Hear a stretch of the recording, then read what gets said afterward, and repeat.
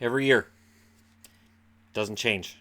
Every year we have this discussion, and every year it doesn't go anywhere. Now, this year does feel a little bit different. So the Pittsburgh Penguins, and I haven't got into the Penguins yet. I haven't started the going forward series from the point of view of teams that were knocked out in the first round, and we'll get into it. But the Penguins have salary cap challenges.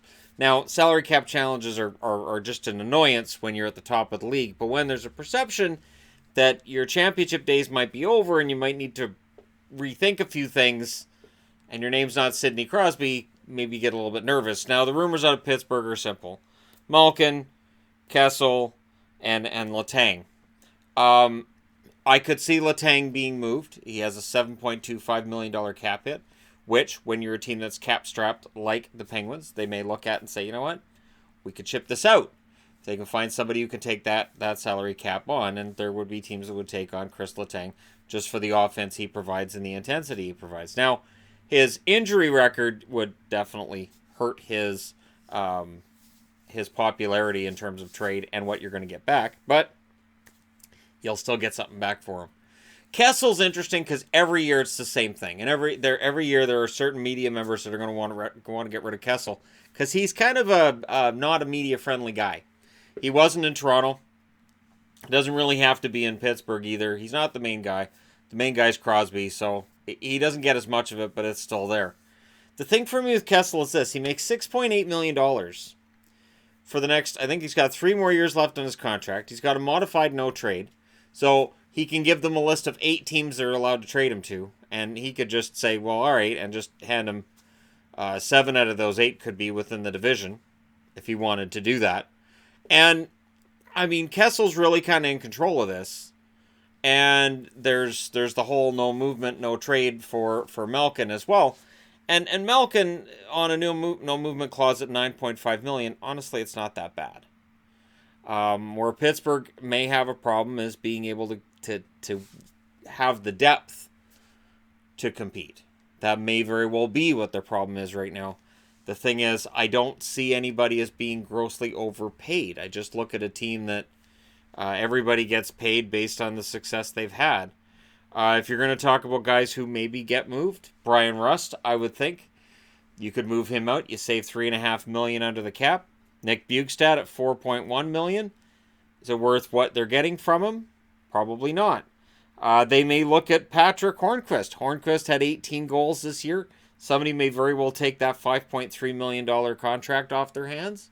Hornqvist has a few years left. I just don't look at Kessel's 6.8 and say, well, that's the problem. Because if they're going to stay competitive, and you're not going to see a team rebuild when they have Sidney Crosby on it, I don't see why moving out Kessel or moving out Malkin makes any sense at all. Now, Malkin's 32. Hornqvist is 32 as well. And in a league that's getting younger, that's going to be a problem. Letang's 32. Justin Schultz at 28 may be an attractive option to move because he has 1 year left on a contract at $5.5 million. But based on the season he's had, is that going to drive down the number of people who are going to be calling you if you announce that he's available? Brian Dumoulin at $4.1 million. He's not going anywhere. Mata at $4 million. Might be, if you can find a taker. So the options really for Jim Rutherford are plentiful. He can look at buyouts potentially of a couple of these guys. He can look at dumping off salary to a team like Arizona if that's an opportunity for him. And I don't see that there's any point in moving Kessel to say you've moved Kessel.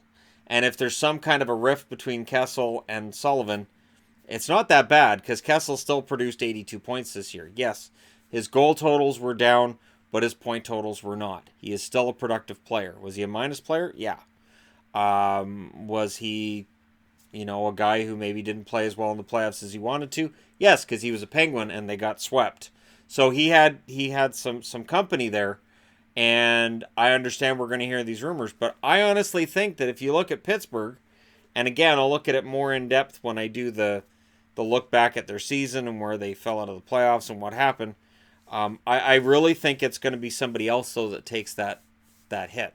I could see Hornqvist being out, and I could see Mata being out, and that, if they don't have to take back salary, saving them $9 million. I don't think Pittsburgh has to add a lot.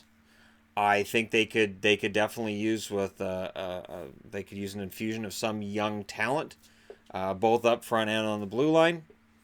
Maybe that's going to be in the pipeline. Maybe that's coming up. Maybe a Dominic Simone at some point becomes a top six forward, I should say, and manages to fulfill his promise and help the Penguins out. They definitely need guys on entry-level contracts producing, and they don't really have that right now. And even Matt Murray, he's a restricted free agent next summer.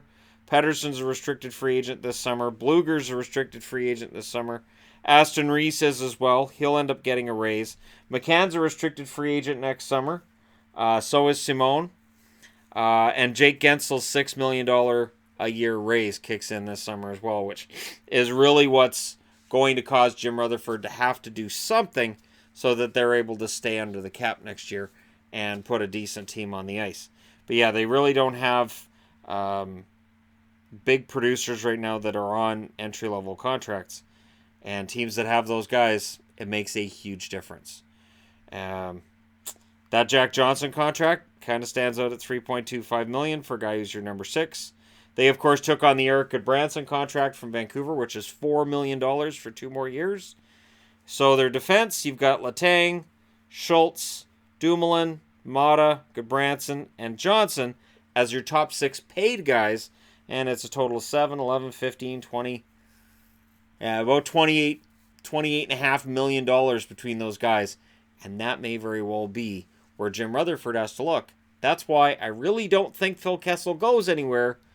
But that being said, is this the summer Phil Kessel finally gets traded? Again? Let me know what you guys think in the comment section below, because it's entertaining. Don't forget to hit like and subscribe if you're browsing your way through. You just happened upon this video. And hey, who do you think the Penguins should trade? Thank you guys so much for watching. I'll talk to you again soon.